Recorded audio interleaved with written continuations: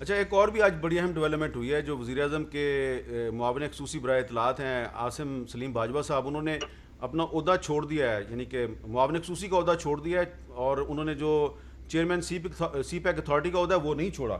تو آپ کو کیا لگتا ہے کہ انہوں نے ایک عہدہ چھوڑا ایک نہیں چھوڑا، تو اس سے ایک کنفیوژن نہیں پیدا ہو گئی؟ فیصلہ تو خیر سر انہوں نے خود کیا ہے، لیکن میرے خیال میں دونوں عہدوں کے اندر ایک فرق ہے. جو ایس اے پی ایم کا عہدہ ہے وہ کیبنٹ میٹنگ کے اندر بھی بیٹھتے ہیں، اور آپ یہ کہہ سکتے ہیں کہ وہ ایک سیاسی عہدہ ہے.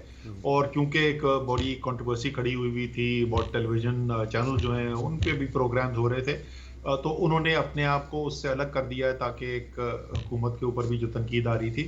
جو سی پیک اتھارٹی کی جاب ہے وہ ظاہر ہے کہ ایڈمنسٹریٹو جاب ہے، وہ ٹیکنیکل جاب ہے، وہ ایک سیاسی نوعیت کی جاب نہیں ہے. تو تو یہ دونوں کے اندر میں ایسے تفریق کروں گا. اچھا، آپ کو یہ نہیں لگتا کہ جو پچھلے دنوں کچھ نواز شریف صاحب کی جو تقاریر ہیں اس میں ان کا بار بار ذکر آ رہا تھا عاصم سلیم باجوہ صاحب کا، تو دراصل نواز شریف صاحب کی تقریر نے کام دکھایا ہے؟ نہیں، وہ صرف نواز شریف صاحب کی تقریر نہیں تھی.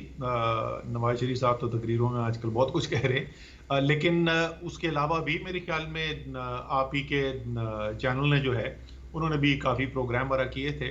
تو یہ ظاہر ہے میں ان کے ذہن میں تو نہیں جا سکتا، لیکن میں صرف وہ بتا رہا ہوں کہ میرے خیال میں جس کی وجہ سے عاصم باجوہ صاحب نے یہ فیصلہ کیا کہ کم سے کم وہ ایک جو سیاسی عہدہ ہے اس سے وہ الگ ہو جائیں اور اپنی ٹیکنوکریٹک نوکری وہ کریں، تاکہ حکومت جو ہے ان کے اوپر جو ایک اپوزیشن کا اٹیک آیا ہوا ہے اس کی وجہ سے حکومت کو کوئی سیاسی نقصان نہ ہو. لیکن اپوزیشن تو یہ بھی کہتی ہے نا کہ دیکھیں یہ چیئرمین سی پیک اتھارٹی ہے، اور سی پیک جو ہے وہ اس کا تعلق چائنا سے ہے، لیکن ان پر یہ الزام ہے کہ ان کے سارے جو ایسٹس ہیں وہ امریکہ میں ہے، تو یہ بہت بڑی کنٹرڈکشن ہے.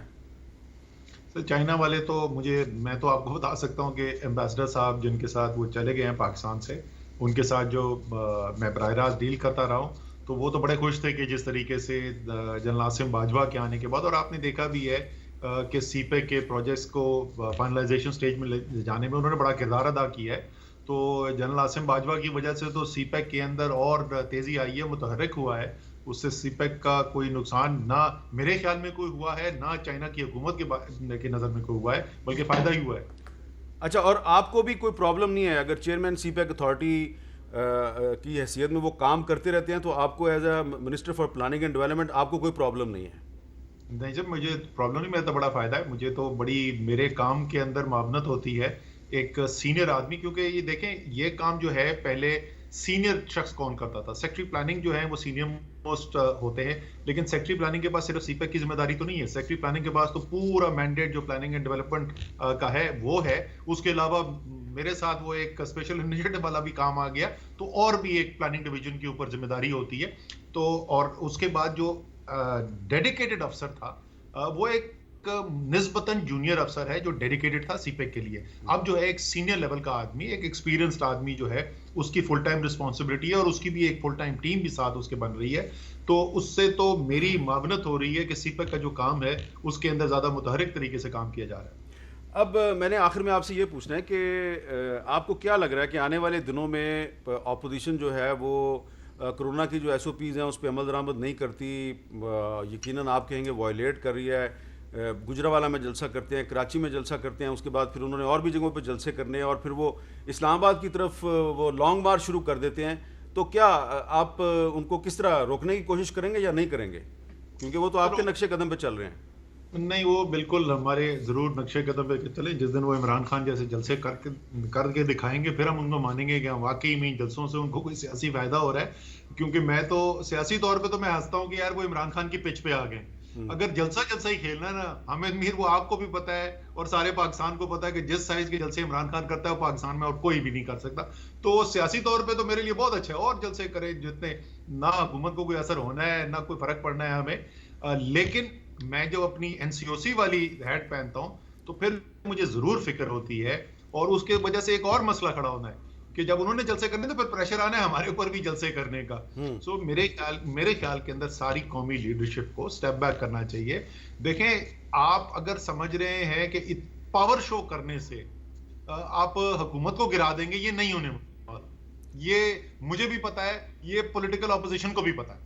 سو اگر آپ اس سے صرف ڈیسٹیبلائزیشن کریٹ کرنا چاہتے ہیں وہ اور بات ہے، ورنہ اگر آپ صرف سیاسی ہدف حاصل کرنا چاہتے ہیں نا تو آپ کو مجمع اکٹھا کرنے کی ضرورت نہیں ہے. آج کی دنیا کے اندر آپ حامد میر کے شو پہ بیٹھ کے بہت بڑی سیاسی تحریک چلا سکتے ہیں, اس کے لیے گراؤنڈ بھرنے کی ضرورت نہیں ہے. اچھا اسد عمر صاحب, اگر اپوزیشن والے جیسا کہ وہ کہہ رہے ہیں, اگر وہ استعفے دے دیتے ہیں, اور چلیں پیپلز پارٹی والے نہیں دیتے, نون لیگ والے جو ہیں وہ 84 نشستوں سے استعفے دے دیتے ہیں اور 14-15 سیٹیں جے یو آئی والے بھی چھوڑ دیتے ہیں, تو 100 سیٹیں اگر خالی ہو جائیں گی تو آپ کیا کریں گے؟ استعفے قبول کر لیں گے, یا جس طرح سردار یاز صادق نے آپ کے استعفے قبول نہیں کیے تھے تو آپ بھی قبول نہیں کریں گے؟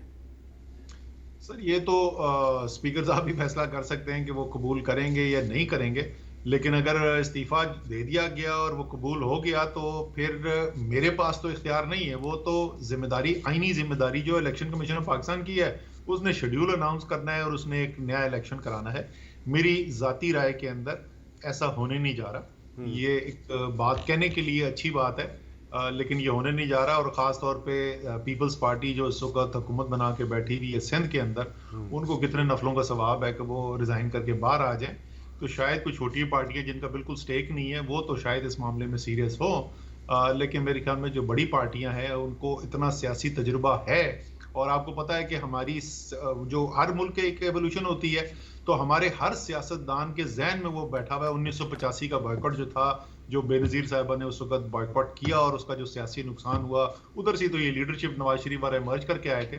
تو میرے خیال میں کوئی سیاسی ویکیوم چھوڑے گا نہیں پارلیمنٹ کے اندر. لیکن اگر میں بار بار انزسٹ اس لیے کر رہا ہوں کہ خواجہ آصف صاحب نے بڑے اعتماد سے کہا ہے, میں کہہ رہا ہوں اگر نون لیگ کے 84 آدمی اور جے یو آئی والے اور کچھ ایک اور ملا کے 100 سیٹیں خالی ہو جاتی ہیں مارچ کے مہینے میں, تو آپ کا سینٹ کا الیکشن کا اسکیجول جو ہے وہ متاثر نہیں ہوگا؟ سر یہ آئینی قانونی طور پہ پوچھنا پڑے گا کہ سینٹ کا الیکشن ہوتا ہے. میرے خیال میں تو اگر چاروں اسمبلیاں انٹیکٹ ہیں تو اسمبلی اس کے جو ووٹر ہوتے ہیں وہ تو پھر بھی ہوں گے, لیکن زیادہ سے زیادہ اگر اس کا جواب قانونی طور پہ یہ بھی ہے تو شیڈیول کا انتظار کر لیں گے, 3 مہینے بعد وہ ہو جائے گا. جی مجھے پتا ہے کہ خواجہ صاحب نے بڑے دبنگ انداز میں یہ بات کی ہے, اور بسد احترام کے ساتھ میرے خیال میں خواجہ صاحب اس سے زیادہ سیاسی سوجھ بوجھ رکھتے ہیں. ان کو پتا ہے کہ اس سے ان کا سیاسی نقصان ہونا ہے, فائدہ نہیں ہونا. اچھا, اب آخر میں یہ بتائیں کہ آپ کو پتہ چل ہی گیا ہوگا کہ وہ جو ثانیہ موٹر وے لاہور کا ملزم ہے عابد, اس کو فیصل آباد سے گرفتار کر لیا گیا, وہ گرفتار ہو گیا ہے. اب حکومت جو ہے وہ بڑے وعدے کر رہی تھی کہ ہم فوری طور پہ انصاف دیں گے, تو آپ کے ساتھ آپ کے خیال میں کیا ہونا چاہیے فوری طور پہ؟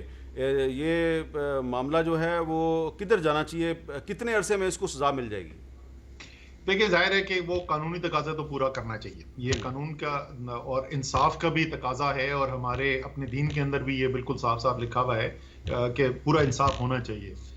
لیکن وہ نہیں ہونا چاہیے, ظاہر ہے کہ پیشیاں لگ رہی ہیں اور یہ ٹائم گزرتا چلا جا رہا ہے, تو حکومت نے تو اپنا کیس پیش کرنا ہے, اور وہ ذمہ داری حکومت کی ہے کہ پروسیکیوشن جو ہے وہ فوری طور پہ کورٹ کے اندر جائے. پوری قوم کی امید یہ ہوگی, فیصلہ تو کورٹ نے کرنا ہے, لیکن پوری قوم کی امید یہ ہوگی, اور مجھے انشاءاللہ تعالی یقین بھی ہے کہ ان جذبات کا خیال کرتے ہوئے کورٹ بھی اس کو ترجیحی بنیاد کے اوپر کرے گا, اور انصاف کے تقاضے پورے کرتے ہوئے جتنے جلد سے جلد اس کے اوپر فیصلہ ہو سکے, کیونکہ اس قسم کا اندھوناک واقعہ جو ہے پوری قوم کو ہلا کے رکھ دیتا ہے. اور اس کے اندر اگر لوگوں کو لگے گا کہ انصاف ملنے میں دیر ہو رہی ہے, کیونکہ انصاف صرف ہونا نہیں چاہیے, انصاف جو ہے وقت پر بھی ملنا چاہیے, تو انشاءاللہ تعالی حکومت تو کرے گی اپنا کام, لیکن کورٹ بھی اپنے کام کریں گے, اور انشاءاللہ جلد یہ آدمی جو ہے جو وہ ڈیزرو کرتا ہے, جو اس کے ساتھ ہونا چاہیے, وہ قانون اس کے ساتھ کرے گا.